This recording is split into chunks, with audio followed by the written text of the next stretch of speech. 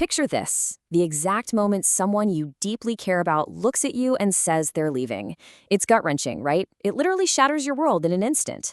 But in this explainer, we're diving into how ancient Stoic philosophy gives us this wildly empowering alternative to our usual knee-jerk reactions.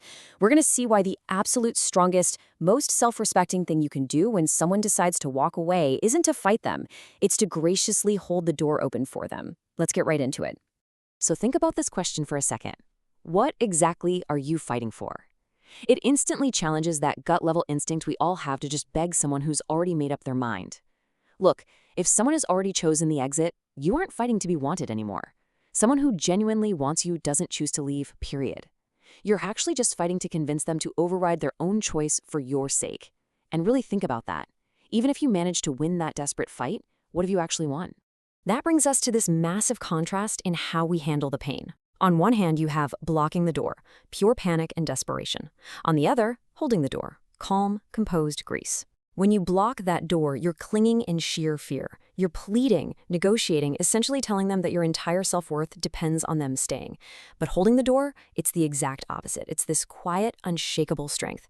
You're not being sarcastic or angry. You're simply saying, okay, you've made your choice, and I respect it, and my dignity, that remains completely intact whether you're standing right beside me or walking away.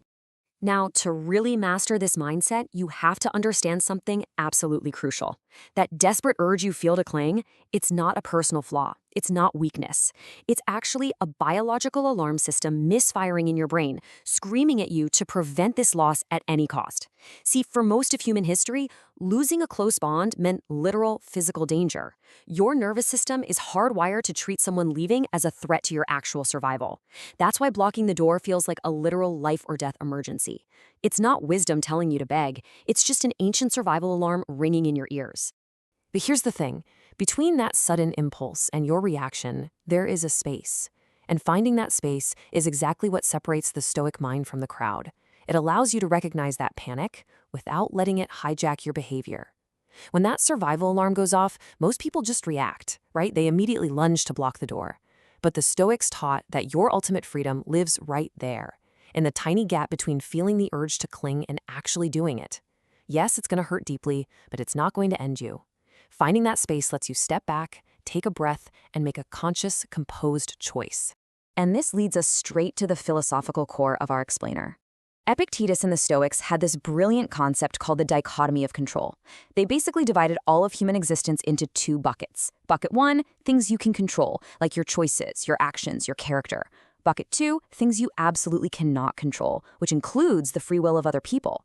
You simply cannot force someone's heart to stay, because their free choice belongs strictly in that second bucket. All your suffering comes from straining with everything you have against a wall that is just never going to move. So holding the door is you perfectly aligning yourself with reality. You are honoring the fact that her choice to leave is entirely hers. And instead of fighting that, you shift your focus completely to what is yours: your dignity, your conduct, and your composure. Honestly, it's incredibly liberating when you acknowledge this. You stop demanding control over territory you were never meant to govern. By recognizing this line between what's hers and what's yours, you stop fighting a totally futile battle. You just turn your attention back to the only thing you ever truly had command over anyway: how you carry yourself as she walks away. Okay, I know what you might be thinking. Let's tackle that panicked little question lurking underneath it all. But what if I could convince her to stay? It's a desperate fantasy, right?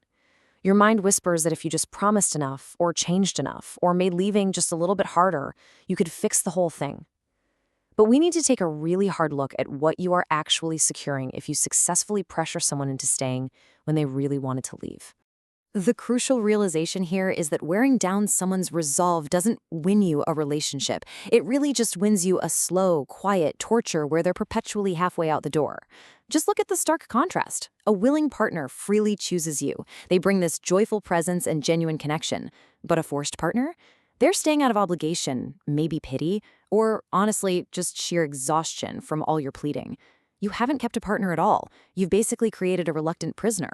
One person is constantly wondering if the other actually wants to be there, and the other is secretly wishing they were anywhere else. And that brings us to this incredible quote: "I will not beg for a presence that isn't freely given." This is the ultimate declaration of self-worth.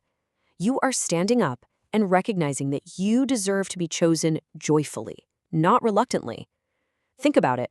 A presence you have to beg for was never truly yours to begin with. A relationship only has real value when both people genuinely, freely choose to be in it. So by outright refusing to beg, you're not just protecting yourself from a hollow future with someone who didn't want to be there. You are making a massive, profound statement about your own value. The Stoics use this beautiful analogy. They teach us to hold everything in life with an open hand, so you can love deeply without being completely destroyed if that thing eventually leaves. When you grip a relationship tightly like a clenched fist, you're living in constant terror of loss. You are literally handing another person total power over your well-being. And you know what? That isn't love. It's just bondage. But holding the door, that is the physical embodiment of the open hand. You're releasing your grip. Not because you didn't value them, but because you absolutely refuse to let your inner peace be held hostage by someone else's choices. Ultimately, choosing to gracefully hold that door open reveals way more about your massive internal worth than 1,000 words ever could. Just look at what it demonstrates. It shows unshakable self-respect. It proves you refuse to trade your dignity for a reluctant presence. It protects the most important relationship you will ever have, the one with your own character. When you step aside and act with total grace in the exact moment it's hardest to do so, you are proving your worth to yourself. You are showing everyone that your dignity simply isn't for sale. Actually, let's clear something up, because this is a really critical distinction. You have to do this for yourself, not as some kind of manipulative strategy. If you hold the door open while secretly crossing your fingers, hoping your cool composure will shock them into coming back, well, you're still basically blocking the door, just in a sneakier way. You can't use this as a clever reverse psychology trick. Virtue is its own reward. You do this purely to protect your own dignity. You hold the door because you have fundamentally decided that you refuse to become someone who clings. So here is the blueprint for moving forward. Step 1, hold the door open. Step 2, turn your energy back toward yourself. And step 3, attract the right person from a place of fullness. See, as long as you were pouring all your energy into someone who was leaving, you were completely unavailable. Releasing them gives you all that energy back. Now you can pour it into your mind, your character, your own growth. You become entirely whole on your own. And it's exactly from that place of absolute fullness and peace that you naturally start to attract someone who actually wants to stay. Because the truth is, the right one never needs the door held. The person who is actually meant to build a lasting life with you isn't actively looking for the exit. It's a profound realization. The door you hold open for the wrong person is the exact same doorway the right one will eventually walk through to find you. Holding the door is an act of quiet competence. It's accepting that every single moment you spend trapped, clinging to the wrong person, is a moment you aren't available for the right one. Let them go freely, protect your dignity, and make room for the person who will gladly choose you. So I'll leave you with this. The next time someone decides to walk away, are you going to trap yourself by blocking the exit, or are you going to find your absolute freedom by holding the door?